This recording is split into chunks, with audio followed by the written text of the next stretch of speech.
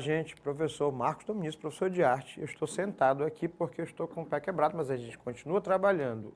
Em que, professor? A gente continua com a revisão da gente, nossa primeira revisão para o Enem 2023. Bom, do que a gente está falando? Arte contemporânea. Gente, arte contemporânea não cai, ela se joga no Enem, ela despenca, né? Quase todos os últimos vestibulares, um dos temas mais trabalhados é arte contemporânea. Então, estudem o máximo possível que vocês puderem, conheçam o máximo possível. Professor, o que é arte contemporânea? Né? Quase todas as manifestações, já falei isso, mas eu vou repetir, quase todas as manifestações no mundo, no Brasil, né, produzidas depois de 1950 para cá, nós podemos considerar como arte contemporânea. Não é arte moderna, não, arte contemporânea, certo? Quais são elas? Agora a coisa pegou, porque é um leque gigantesco. Nesse exato momento, a gente vai trabalhar numa questão onde a liberdade de interpretação é muito grande. E aí eu quero, no final, pontuar sobre isso, certo? Questão 5, Enem de 2011, olha aí, ó. Nessa estranha dignidade e nesse abandono, o objeto foi exaltado de maneira ilimitada e ganhou um significado que se pode considerar mágico. Daí, sua vida inquietante e absurda, tornou-se ídolo e, ao mesmo tempo, objeto de zombaria. Sua realidade intrínseca foi anulada. Eu vou utilizar a última frase, porque alguém me perguntou ainda há pouco. Sua realidade intrínseca foi anulada. Professor, eu não entendi isso, né? Você é um aluno, a tua realidade é que você é um aluno. A tua realidade intrínseca é que você é aluno. No momento que alguém diz que você não é um aluno, você é outra coisa, tudo que você é foi anulado. Então, nesse caso, o objeto é justamente isso. Cadeira com tronco do Nelson Lernier. Bom, eu tenho uma cadeira que está apoiada num tronco de madeira. Se você começa colocando o seguinte ponto de vista, que eu digo ponto de vista, colocar entre aspas, para ironizar a tua fala. Se você coloca, eu acho que isso aqui não é arte, começamos errado, porque você não é especialista, você não é crítico de arte. Nem eu, que tenho um conhecimento um pouco mais trabalhado sobre as manifestações artísticas, posso definir se alguma coisa é arte ou não. Ah, professor, isso é muito estranho para mim. Se causou estranhamento, será que não é essa a tentativa que o artista quer quando coloca essa obra? Que aí ele diz, vou voltar, foi exaltado de maneira ilimitada e ganhou um outro significado que pode se considerar mágico. Tornou-se sua vida inquietante e absurda. Tornou-se ídolo e, ao mesmo tempo, objeto de zombaria. Quando eu trabalho no conceito da zombaria, geralmente eu critico alguma coisa que eu não sei.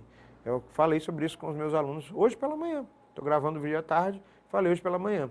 Né? Vai chegar em qualquer horário para vocês. Mas eu disse, você não pode culturalmente fazer comparação dos seus valores, do que você julga correto, com os valores de outros processos culturais. Porque, nesse caso, me perdoe o que eu vou dizer, mas é uma realidade bem nítida. A sua ignorância sobre as coisas faz com que você tenha visões limitadas, preconceituosas e nada críticas sobre o objeto. Eu só posso criticar se eu tiver uma base mínima para saber do que se trata. Caso contrário, o que você considera ponto de vista, na verdade, é uma opinião vazia e, sinceramente, sem qualquer tipo de base ou, literalmente, né, preconceituosa. Né? Na hora que eu olho o objeto, eu começo a pensar, o que é isso? Era um tronco de madeira. Originalmente foi uma árvore. Eu tenho uma cadeira que é muito bem polida, muito bem trabalhada. Mas por que essa cadeira está presa no tronco de árvore?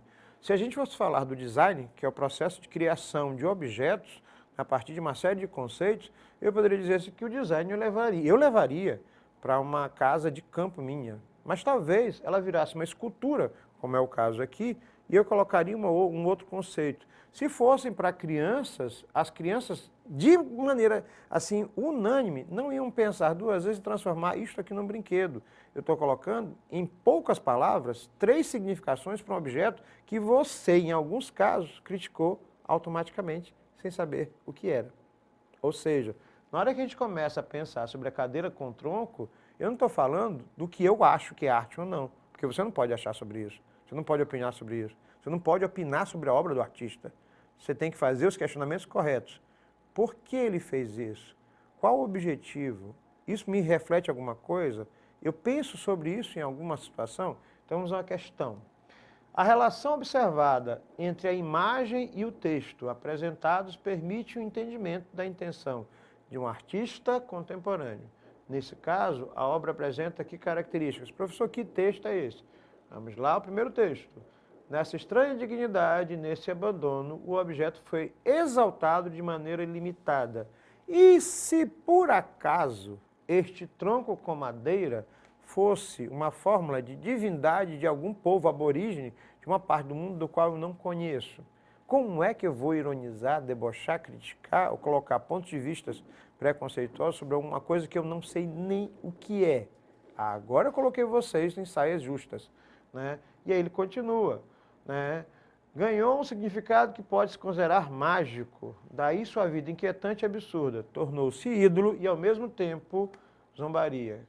Quando a vida, essa realidade foi anulada, eu digo que esta obra, ela tem uma abstração, uma releitura do objeto que eu já fiz inúmeras vezes. Ou seja, quando eu repenso o objeto, eu começo a analisar o objeto com outros olhos.